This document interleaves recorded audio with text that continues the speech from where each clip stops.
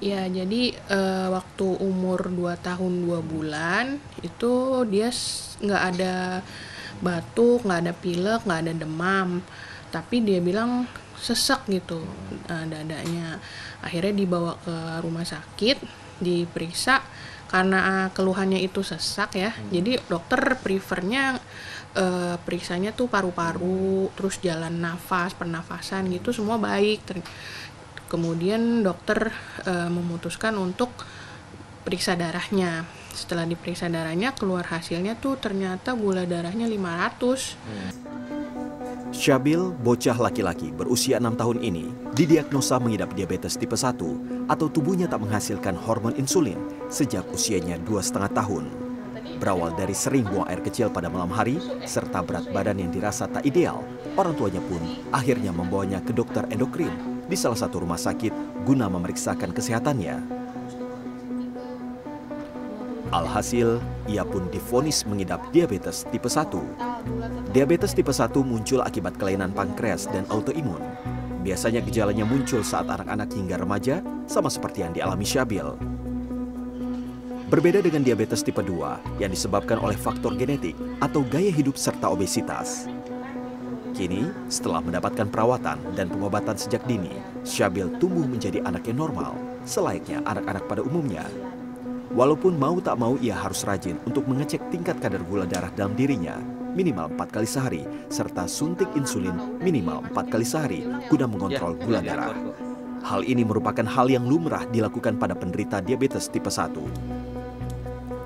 Kini Syabil pun mengaku tak takut lagi pada jarum, karena setiap hari sejak usia 2,5 tahun, dirinya harus berhadapan dengan jarum untuk mengecek kadar gula darah serta suntik insulin. Disuntiknya tiap hari ini gimana nih? Udah biasa atau masih Sakit ada nggak? sakit ya? Rasanya apa? Nggak, ngomong aja jangan geleng. Nggak sakit, udah biasa. Udah biasa. Udah biasa, ngomongnya udah biasa. Iya udah biasa. Iya. Udah, oke, pas banget.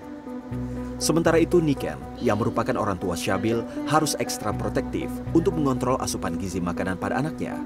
Selain itu, ia pun juga harus cermat untuk menakar tingkat gula darah pada anaknya untuk menentukan berapa dosis insulin yang harus diberikan kepada anaknya setiap harinya.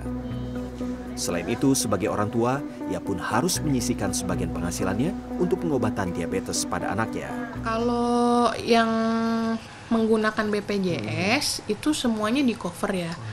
Ya, cuma dari awal diagnosa itu Syabil belum menggunakan ini BPJS-nya ya. Jadi kurang lebih kan satu pen itu dia 2 minggu yang Novorapid ya. Satu pen itu 2 minggu, berarti kalau sebulan perlu 2 pen. Itu satu pennya sekitar 200.000. Jadi 400.000 ya sebulan. Sementara itu, Ketua Ikatan Keluarga Penyandang Diabetes Anak dan Remaja atau IKADAR, Arif Novianto menyebut, kini angka pengidap diabetes pada anak baik tipe 1 ataupun tipe 2 dalam tahap yang mengkhawatirkan.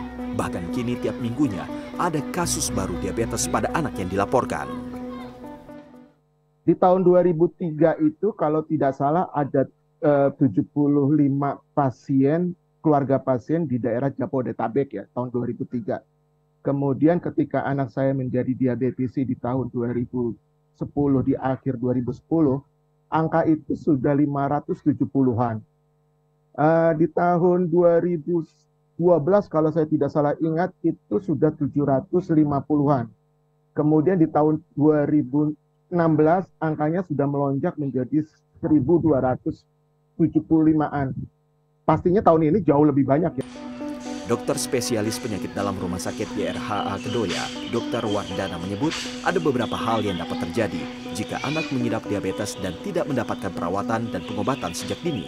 Salah satunya adalah potensi terjadinya penyakit komplikasi pada anak. Kalau kita berbicara tentang gejalanya apa, ya jelas kalau pada anak-anak itu kan peaknya atau puncaknya itu pada usia-usia sekitar 4-7 tahun. Kemudian kalau yang periode keduanya itu ada lagi peak keduanya, itu adalah usia 10-14 tahun. Ya. Nah, kalau gejala-gejalanya jelas, ya karena insulinnya memang diproduksi di badan mendekati 0 atau bahkan 0 sama sekali karena dihancurkan oleh mekanisme autoimun, sehingga otomatis kalau pada anak-anak yang perlu kita perhatikan tumbuh kembang anak tentu tidak akan optimal.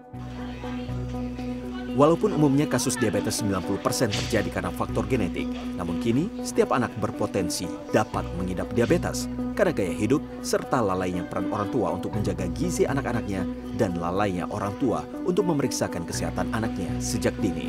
Tim Liputan CNN Indonesia.